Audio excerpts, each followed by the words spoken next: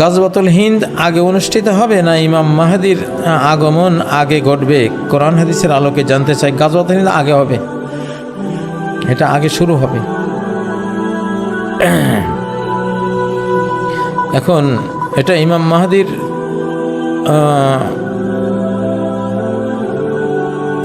এমন সময়ে হতে পারে যে সময়ে হয়তো ইমাম মাহদির আত্মপ্রকাশ ঘটে যাবে। তো সে প্রাথমিক তার আত্মপ্রকাশের প্রাথমিক দিনগুলোতে এই যুদ্ধটা হবে।